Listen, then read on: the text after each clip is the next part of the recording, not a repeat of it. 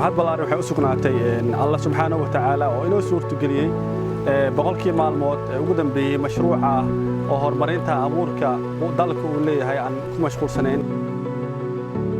waxaan dib u habeen ama dib u baarid iyo farac raadin baan rabnaa inaan ku sameeyno abuurkii saxda ah ee galleyda Soomaaliya isticmaali jirtay ee loo yaqaan Somtax kulliyadda beeraha ee jaamacadda Zamzam iyo xarunta daraasaadka beeraha iyo deegaanka ee jaamacadda ayaa soo gabagabeeyay wajiga koowaad ee mashruuca horumarinta abuurka dalka kaas oo ah mashruuc loogu talagalay horumarinta iyo tayeynta abuurka ay isticmaalaan beeralayda Soomaaliyeed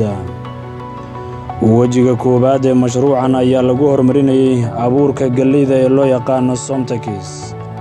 mahad ballaaran waxay u sugnaatay Allah subxaanahu wa ta'aala oo inoo suurtageliyay boqolkii maalmood ugu dambeeyay mashruuca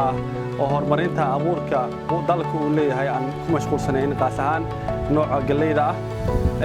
mashruucan ujeedkiisa iyo waxa aan higsanayno iyo waxa aan ka doonayno waxa waaye maadaama dhibaato badan ay waddankan ka jirto dhanka wax soo saarka wax soo saarkeena sanadihii dambe aad u yaraadeen qaas ahaan galleyda aan la tartami karin wadamada jaarka ama caalamka سادرتين مركز جامعة زمزم قاسها لكلية بيرها يمعت كساس سنتر فور سستاينبل اجريكلتشر انفايرمنتال ستادي وحي اي وان قاتين ان اي دب وسو عليان فرع اوركي لو يقان Somtax runtii halkan waxaan ku haynaa tijaabo aad muhiim u ah tijaabada jaamacadda laba dhinac inta badan ka fiirinaa dhinacna waxa waa mataqaanaa oo tijaabo guud inay ardayda qalin jabinaysa ay sameeyaan kadibna dib loo manaafacsado iyo su'aalo inooga yimaado dadka beeralayda kadibna aan su'aalahaas u bedelno qaab cilmi baaris si aan uga jawaabno su'aalaha beeralayda inooga yimaado waxa kamid ah mataqaanaa inay aad uga cabtaan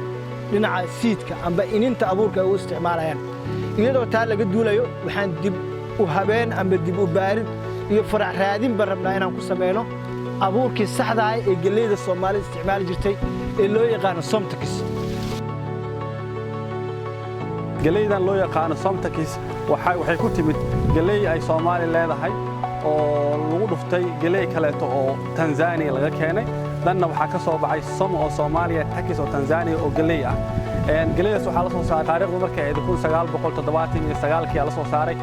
xilligaas la joogana galleydan waxay ahayd galleyda wax soo saarkeeda aad ugu fiican marka loo eego galleyda ee markaas waddanka laga beeri jiray سادرتين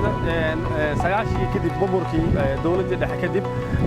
وعد إلى لسي أمور كان ميسنجرين أو ملك كيد سي أما فرع إلى لسي مجرين سادرتين مركا أموركي أو Somtax ساعة وحكو فرع علومي أموركي كلت ودن كلها ويسوق اسمه معنا